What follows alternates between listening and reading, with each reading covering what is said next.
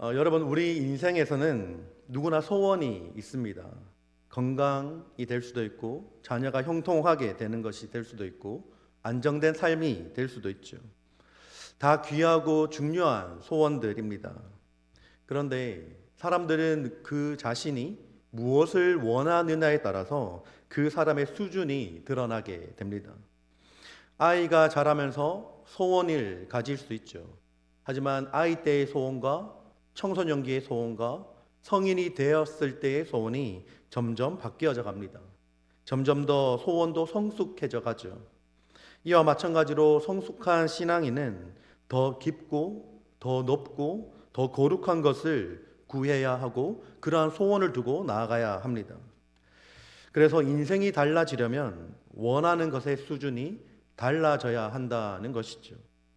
소원의 방향이 하나님께로 향할 때 우리의 삶은 진짜로 변화되게 됩니다.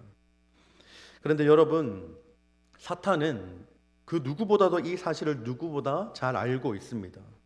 그래서 우리의 소원을 자극하죠. 우리의 욕망을 건드립니다.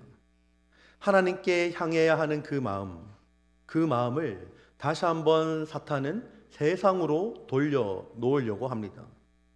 예수님께서 공생애를 시작하시기 전 40일간 금식하셨을 때 사탄은 이렇게 예수님께 시험하였죠. 이 돌들로도 떡이 되게 하라라고 유혹했습니다. 예수님은 먹는 것을 넘어서서 사명의 길을 가려고 하셨는데 사탄은 예수님의 그 시선을 즉각적으로 만족을 주는 그곳으로 자꾸 묶어두려고 했습니다. 여러분, 오늘도 굉장히 비슷합니다. 사탄은 자꾸 우리 눈앞의 성공과 편안함 그리고 육체적인 만족이 전부인 것처럼 느끼게 합니다. 그러다 보면 우리는 우리에게 주시는 그 선물에 마음을 빼앗겨서 사실은 그 선물을 주시는 분의 그 마음을 놓치기가 쉽다라는 것이죠. 그런데 감사한 것은 하나님께서 우리 안에 거룩한 소원을 심으신다라고 성경 말씀은 기록합니다. 사탄 마귀는 우리 가운데 욕망을 심지만 하나님께서는 우리 가운데 거룩한 갈망을 심으십니다. 빌립보서 2장 13절 말씀에 너희 안에 행하시는 이는 하나님이시니 자기의 기쁘신 뜻을 위하여 너희에게 소원을 두고 행하신다라고 기록하죠. 하나님이 주시는 소원은 언제나 하나님 자신을 향하게 합니다. 여러분, 오늘 본문 속 모세가 그러했습니다. 그는 이미 떨기나무의 불꽃, 그리고 홍해의 갈라짐, 그리고 회막 가운데 하나님의 임재를 경험하였습니다. 그렇게 따지고 본다면 모세는 수많은 기적을 경험한 것이죠. 이 모세는 친구와 이야기하듯 하나님을 만난 사람이었습니다. 그런데 그럼에도 불구하고 모세는 이렇게 구합니다. 오늘 본문 말씀 33장 18절 말씀에 원하건대 주의 영광을 내게 보이소서라고 말합니다. 여러분, 은혜를 맛본 사람이 은혜를 더 갈망하게 됩니다. 하나님에 대해 들은 사람과 하나님을 만난 사람은 다릅니다. 욥도 귀로만 듣던 그 하나님을 눈으로 배움나이다라고 고백하며 그 고통의 한복판 가운데에서 하나님 보기를 열망했습니다. 오늘 본문에 나오는 모세는 이 사실을 누구보다 잘 알았던 사람이었죠. 모세가 드린 기도는 하나님, 주의 영광을 제게 보여주시옵소서 라는 간절한 고백을 드립니다. 여러분, 이 말을 다르게 풀어본다면 하나님, 저는 다른 어떤 것도 필요 없습니다. 저는 하나님 당신 자체를 원합니다 라는 이 고백을 올려드린 것입니다. 그런데 여러분, 모세의 이 기도가 나온 때는 이스라엘 백성들이 하나님께 충성하고 하나님께 순종했을 때가 아니었습니다. 온 이스라엘 백성들이 은혜가 충만할 때 모세가 이런 고백을 한 것이 아니다라는 것이죠. 오히려 온 이스라엘 백성들이 정말로 큰 죄를 저질렀을 때 모세는 이런 고백을 합니다. 하나님께서 율법을 주시기 위해서 시내산에 모세를 부르셨을 때 이스라엘 백성들은 산 아래에서 금송아지를 만들었죠. 그리고 그 금송아지를 보고 이것이 우리를 구원할 신이다라고 말하면서 춤을 추고 있었습니다. 40일 만에 하나님을 버린 것이죠. 만약 이 장면을 오늘로 옮긴다면 교회에 모여서 예배를 드려야 할 사람들이 오히려 세상의 즐거움과 편안함을 신처럼 섬기는 모습과 굉장히 유사합니다. 하나님은 그 죄에 진노하셔서 분노하셔서 내가 이제 이 백성들을 멸하겠다, 내가 가만두지 않겠다라고 말씀하시죠. 모세는 이 하나님의 말씀을 듣고 이스라엘 백성들을 향해서 이스라엘 백성들을 위해서 밤새 기도했습니다. 하나님 제발 그들을 불쌍히 여겨 주십시오. 하나님께서는 이 모세의 간절한 기도를 들으시고 즉시 멸망시키지는 않으셨지만 이렇게 말씀하셨습니다.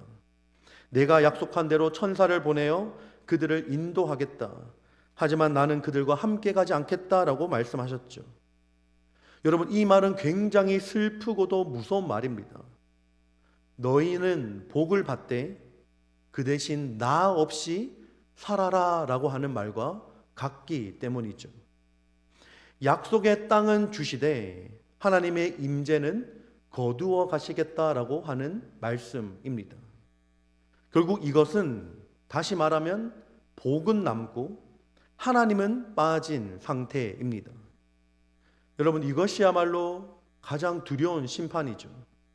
백성들은 이 말을 듣고 장신구를 떼며 통회했고 모세는 회막으로 나가 하나님께 매달리기 시작했습니다. 그리고 그의 고백은 분명했죠. 주께서 친히 가지 아니하시려거든 우리를 올려 보내지 마십시오라고 고백하였습니다. 모세는 젖과 꿀이 흐르는 가나안보다 하나님이 함께 하시는 광야를 택한 것입니다. 모세에게 있어서 성공이란 하나님 없이 잘 되는 것이 아니라 하나님과 함께 걸어가는 것이었습니다. 여러분, 우리는 살아가면서 너무도 많이 이러한 모습을 하고 있음을 발견하게 됩니다. 우리의 하나님을 향한 열심이 과연 어디에서 비롯되는 것인가? 우리의 진정한 동기는 어디에 있는가를 우리는 돌아보아야 합니다. 그래서 우리는 이러한 질문을 던져보아야 하죠. 나는 무엇을 원하는가? 하나님인가? 아니면 하나님이 주시는 것인가?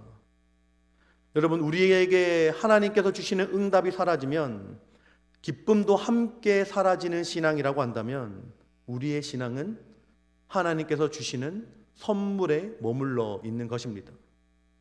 그러나 하나님 자신을 원하면 상황이 바뀌지 않아도 평안히 그 가운데 머물게 됩니다.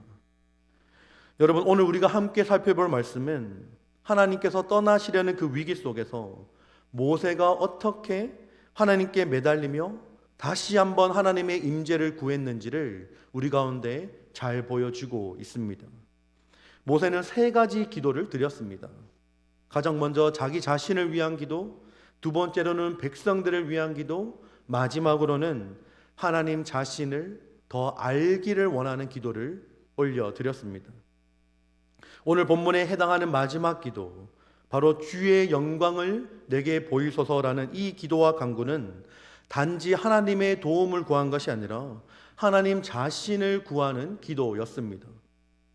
모세는 하나님이 선물하신 그 약속하신 선물의 땅이 아니라 하나님의 얼굴을 구한 것입니다. 바로 이 지점에서 오늘 본문 말씀이 시작이 됩니다. 모세가 붙든 중심은 너무나 분명했죠. 하나님 없는 가나안 땅은 하나님 나에게 아무런 의미가 없습니다 라는 것입니다. 모세는 하나님께 이렇게 매달립니다. 출애굽기 33장 13절 말씀에 이렇게 기록하죠. 내가 참으로 주의 목전에 은총을 입었사오면 원하건대 주의 길을 내게 보이사 내게 주를 알리시고 나로 주의 목전에 은총을 입게 하시며 이 족속을 주의 백성으로 여기소서. 하나님은 이에 대해서 이렇게 대답을 하십니다. 14절 말씀에 여호와께서 이르시되 내가 친히 가리라 내가 너를 쉬게 하리라 라고 말씀하십니다. 그런데 모세는 여기에서 그 응답에서 멈추지 않습니다. 하나님께 다시 한번 간청합니다. 15절 말씀에 이렇게 기록하죠. 모세가 여호와께 아뢰되 주께서 친히 가지 아니하시려거든 우리를 이곳에서 올려 보내지 마옵소서라고 다시 한번 하나님께 간청합니다. 모세는 가나안 땅보다 하나님의 임재를 더 구했습니다. 아무리 젖과 꿀이 흐르는 땅이라 할지라도 하나님이 함께 하시지 않으면 아무 의미가 없다는 것을 너무나도 잘 알았기 때문입니다. 모세는 이스라엘 백성들을 다른 민족과 구별하는 것이 무엇인지 분명히 알고 있었습니다. 그것은 이스라엘 백성들이 갖고 있는 군사적인 힘도 아니었고, 그들이 갖고 있는 제도적인 탁월함도 아니었고, 그들이 갖고 있는 숫자적인 우월함도 아니었습니다. 오직 하나님이 우리와 함께 행하신다라는 사실, 그것이 바로 이스라엘 백성들의 정체성이었고 언약 백성들의 생명과도 같은 것이었습니다. 그래서 모세는 하나님이 떠나신다면 약속의 땅도 원치 않았습니다. 하나님이 계시지 않으면 그 땅은 약속의 땅이라 할지라도 젖과 꿀이 흐르는 땅이라 할지라도 그 땅은 낙원이 아니라 빈집에 불과했기 때문이죠. 하나님께서 모세의 간구를 들으시고 이렇게 대답하십니다. 오늘 본문의 첫 시작이죠. 17절 말씀에 우리 함께 읽어볼까요? 시작. 여호와께서 모세에게 이르시되 내가 말하는 이 일도 내가 하리니 너는 내 목전에 은총을 입었고 내가 이름으로도 너를 알미니라. 여러분, 여기서 말하는 이 일이라는 것은 바로 앞선 제가 말씀드렸던 모세가 간절히 구했던 그 일, 즉 하나님께서 친히 백성들과 함께 동행해 주기를 바라는 그 기도를 말합니다. 하나님께서 모세의 이 간청을 받아들이시고 그 일을 친히 행하시겠다라고 확정적으로 지금 말씀하고 있는 것이죠. 여러분, 이것이 은혜인 줄 믿습니다. 죄가 많고 목이 곧은 백성임에도 불구하고 하나님께서는 한 사람의 중보를 보시고 다시 한번 그들과 함께 하시겠다라고 말씀하십니다. 여러분, 그런데 모세는 여기서 그치지 않고 한 걸음 더 나아갑니다. 이미 하나님께서 함께 하시겠다라고 약속하셨는데 모세는 또 하나를 구합니다. 18절 말씀에 바로 이어서 이렇게 이야기를 하죠. 함께 읽겠습니다. 모세가 이르되 원하건대 주의 영광을 내게 보이소서. 아멘. 여러분, 왜 이렇게까지 모세가 구했을까요? 사실 18절 말씀에 나오는 모세의 요구는 좀 생뚱맞은 요구입니다. 이미 모세가 원하는 응답을 받았는데 왜 모세는 또 이렇게 다른 것을 요구할까요? 그 이유는 단 하나입니다. 모세는 단순하게 문제 해결을 원한 것이 아니라 하나님 자신을 알고 싶었기 때문입니다. 모세는 이렇게 말하는 것이죠. 하나님의 임재가 무엇을 의미하는지, 하나님의 본체가 어떤 분이신지를 내가 알고 싶습니다라고 하는 이 고백을 지금 올려드리는 것입니다. 여러분, 우리가 알다시피 모세는 하나님의 기적을 수없이 많이 경험하고 눈으로 보았던 사람이죠. 홍해가 갈라지는 것도, 만나와 메추라기가 내리는 것도, 하나님께서 직접 말씀하시는 것도 경험하였습니다. 그런데도 모세는 여전히 이렇게 말합니다. 주의 영광을 내게 보여주십시오. 여러분, 모세가 왜 이렇게 고백할까요? 모세는 하나님을 과거에 경험한 사람이 아니라, 과거에 하나님을 경험한 사람이 아니라 앞으로 하나님을 더 알고 싶어하는 사람이었기 때문입니다. 여러분, 하나님을 한 번이라도 진실하게 만난 사람은 하나님을 더 알고 싶어 합니다. 은혜를 경험한 사람은 다시 한번 그 은혜를 더 만족시키기 위해서, 은혜를 경험하기 위해서 더 은혜를 갈망하게 됩니다. 그래서 모세는 주의 영광을 내게 보여주십시오라고 간구하는 것이죠. 하나님께서는 그 기도에 응답하십니다. 그런데 그 응답은 우리가 기대하는 방식과는 조금 다릅니다. 하나님께서 말씀하시죠. 19절과 20절 말씀에 이렇게 기록합니다. 여호와께서 이르시되 내가 내 모든 선한 것을 내 앞으로 지나가게 하고 여호와의 이름을 내 앞에 선포하리라. 나는 은혜 베풀 자에게 은혜를 베풀고 긍휼히 여길 자에게 긍휼을 베푸느니라. 또 이르시되 내가 내 얼굴을 보지 못하리니 나를 보고 살 자가 없음이니라. 여러분, 이 말씀은 단순히 하나님의 모습을 보여주겠다라는 의미가 아닙니다. 하나님께서는 내 모든 선한 것을 보여주겠다라고 말씀하시죠. 모세는 하나님의 영광을 원했지만 하나님께서는 이와는 조금 다르게 하나님의 성품을 보여주셨습니다. 다시 말해서 하나님의 영광은 단지 눈부신 빛이나 초자연적인 현상이 아니라 하나님의 선하심, 하나님의 자비하심, 긍휼, 은혜, 그리고 진실이 드러나는 것입니다. 우리는 흔히 영광을 외적인 장관으로 생각합니다.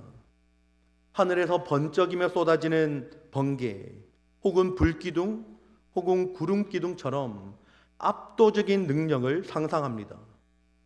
그런데 하나님께서는 모세에게 나는 능력으로만 알려지는 분이 아니라 선함으로 알리는 분이다라고 말씀하고 있는 것이죠. 즉 하나님의 영광은 하나님의 존재에서 흘러나오는 인격의 광채이자 하나님의 성품 그 자체를 말하는 것입니다. 하나님께서 선하신 성품 그 자체를 보여주시면서 이어서 모세에게 이렇게 말씀하셨죠. 모세를 반석 틈에 세우시고 자신의 손으로 덮으셨다가 지나가신 뒤에 손을 거두어 가십니다. 그러면서 너는 내 등을 볼 것이요 얼굴은 보지 못하리라 라고 말씀하신 것이죠. 여러분, 하나님께서 지금 뭘 하고 계신 걸까요? 왜 하나님께서 이렇게 말씀하셨을까요? 여러분, 하나님의 이 행동은 모세를 지금 보호하고 있는 것입니다. 그 거룩한 영광 앞에 죄인이 서면 견딜 수가 없기 때문이죠. 그래서 하나님께서는 모세가 감당할 수 있는 만큼만 하나님 자신을 보여주셨습니다. 여러분, 이것이 은혜입니다. 하나님은 죄인된 우리를 버리지 않으시고 또한 우리를 멸망시키지 않기 위해 덮어주신다라는 것이죠. 하나님의 손 아래 숨겨진 자는 멸망하지 않습니다. 하나님께서는 모세가 감당할 수 있을 만큼만 자신을 나타내시며 그 은혜로 그를 보호하셨습니다. 이처럼 하나님을 진실로 만난 사람은 하나님의 거룩함과 은혜를 동시에 경험하게 됩니다. 그리고 그 만남을 경험한 사람은 결코 이전과 같을 수가 없습니다. 하나님을 만난 사람은 여러분 완전히 달라집니다. 삭개오를 보십시오. 삭개오는 예수님을 만나고 인생이 완전히 뒤바뀌었죠. 사도 바울은 어떻습니까? 사도 바울은 다메섹 도상에서 부활하신 예수님을 만나게 되자 그의 인생의 방향이 180도 완전히 바뀌게 되었습니다. 사도 바울은 그리스도를 보기 전에는 종교적인 열심에 사로잡힌 자였지만 주님을 본 후에는 복음의 사도가 되었습니다. 하나님을 본 사람은 절대로 예전의 사람으로 돌아가지 않습니다. 여러분, 성경 말씀 가운데 나오는 욥도 그랬습니다. 욥은 세상에서 가장 부유한 사람이었고 의로운 사람이었죠. 욥은 하나님에 대해서 잘 알고 있었습니다. 그런데 그의 신앙은 머리로 아는 지식에 머물러 있었습니다. 하나님은 욥을 깊은 고통 가운데 이끌어 가셨죠. 재산을 잃고 자녀를 잃고 아내마저 남편인 욥을 등을 돌려버렸습니다. 욥의 모든 것이 무너졌죠. 욥은 왜 이런 일이 나에게 일어났는가 묻습니다. 하나님께 답을 구했지만 오랫동안 하나님의 침묵이 이어졌죠. 그런데 마침내 하나님께서 욥을 만나 주십니다. 그때 욥은 이렇게 고백합니다. 욥기 42장 5절 말씀에 이렇게 기록하죠. 내가 주께 대하여 귀로 듣기만 하였사오나 이제는 눈으로 주를 배움나이다. 여러분, 이 한 문장이 욥기의 결론입니다. 욥은 이제 하나님을 지식이 아닌 실제로 만난 사람이 되었습니다. 하나님을 귀로 듣는 신앙에서 눈으로 보는 신앙으로 옮겨간 것입니다. 여러분, 하나님을 본 사람에게는 더 이상 질문이 남지 않습니다. 고통이 해결된 것이 아니라 하나님을 봤기 때문에 평안해지는 것이죠. 하나님을 만나게 된다면 문제가 사라지지 않아도 그 마음이 바뀌게 됩니다. 환경은 그대로인데 영혼의 시야가 달라지게 됩니다. 여러분, 그렇다면 모세가 본 것은 무엇입니까? 모세가 하나님의 얼굴을 보았습니까? 아니, 그러지 못했습니다. 모세는 하나님의 얼굴을 보지 못했죠. 모세가 본 것은 하나님의 등을 보았습니다. 즉, 하나님이 지나가신 흔적, 하나님의 영광의 여운을 보게 된 것이죠. 그 짧은 순간에도 모세는 하나님의 영광 앞에 압도되었고 그 흔적만으로도 그 얼굴에 광채가 났다라고 성경은 기록합니다. 여러분, 그런데 놀라운 복음은 오늘 우리에게는 그 영광의 흔적이 아니라 그 영광의 본체이신 예수 그리스도가 주어졌다라는 사실입니다. 모세는 하나님이 지나가신 흔적을 보았지만 우리는 성육신하신 하나님의 얼굴을 봅니다. 여러분, 이것이 복음의 은혜입니다. 요한복음 1장 14절 말씀에 이렇게 기록하죠. 말씀이 육신이 되어 우리 가운데 거하심에 우리가 그의 영광을 보니 아버지의 독생자의 영광이요 은혜와 진리가 충만하더라 라고 기록합니다. 여러분, 이 말씀은 오늘 제가 읽은 출애굽기 33장 말씀의 성취를 보여주고 있습니다. 모세가 주의 영광을 보여주십시오라고 했던 이 기도가 바로 오늘날 예수 그리스도 안에서 이루어진 것입니다. 보이지 않던 하나님이 예수 그리스도 안에서 눈에 보이게 드러나시게 되었습니다. 요한복음 1장 18절 말씀은 이렇게 선포합니다. 본래 하나님을 본 사람이 없으되 아버지 품속에 있는 독생하신 하나님이 나타내셨느니라 라고 기록하죠. 보이지 않는 하나님이 사람의 몸을 입고 오셨습니다. 그분이 바로 예수 그리스도이십니다. 예수님께서는 나를 본 자는 아버지를 본 자다라고 말씀하셨죠. 모세가 반석의 틈 가운데 하나님의 등을 본 것처럼 우리는 예수 그리스도 안에서 하나님의 얼굴을 봅니다. 여러분, 사도 바울도 이 진리를 이렇게 고백하였죠. 고린도후서 4장 6절의 말씀에 어두운 데에 빛이 빛이라 말씀하셨던 그 하나님께서 예수 그리스도의 얼굴에 있는 하나님의 영광을 아는 빛을 우리 마음에 비추셨느니라. 여러분, 이 말은 이제 우리는 더 이상 모세가 보았던 하나님의 등을 보는 시대가 아니라 예수님의 얼굴을 통해서 하나님의 얼굴을 보고 있는 시대를 살고 있다라는 것입니다. 여러분, 예수님은 그 영광의 완전한 형상이십니다. 히브리서 1장 3절의 시작 부분에 이렇게 기록하죠. 이는 하나님의 영광의 광채시요 그 본체의 형상이시라라고 기록합니다.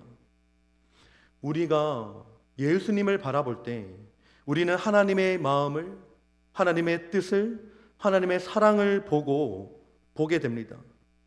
여러분, 예수님께서 바로 하나님의 얼굴 되심을 믿으시길 바랍니다. 여러분, 모세는 하나님의 등을 봤지만 우리는 예수 안에서 하나님의 얼굴을 봅니다.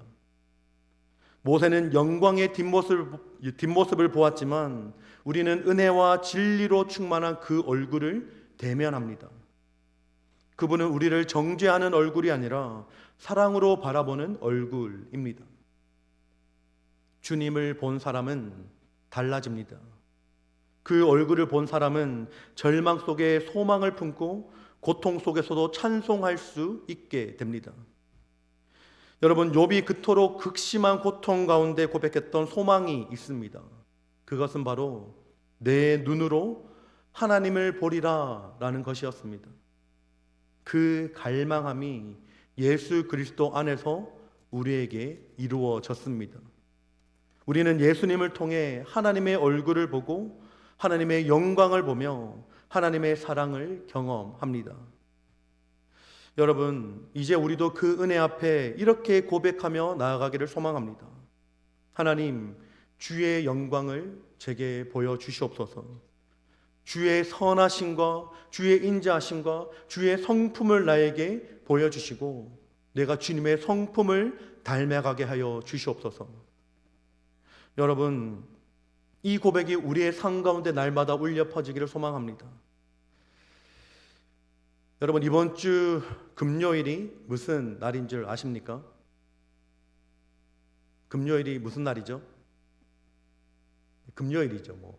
네, 바로 아까 유성 목사님께서 말씀하셨듯이 가을 부흥회가 있는 날입니다.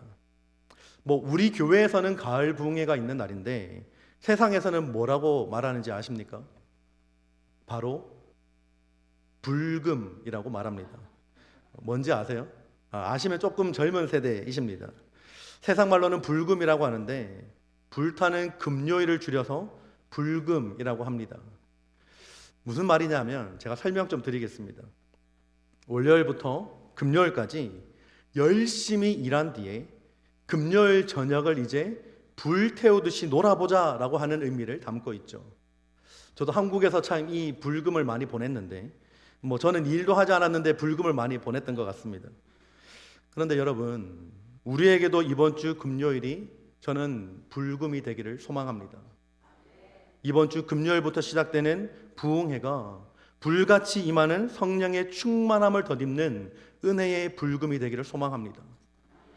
부흥회뿐만 아니라 여러분, 주님 앞에 나와 예배드리는 그 모든 순간이 주의 영광이 보여지는, 주의 얼굴을 구하며 주의 얼굴을 볼 수 있는 모든 예배가 되기를 소망합니다.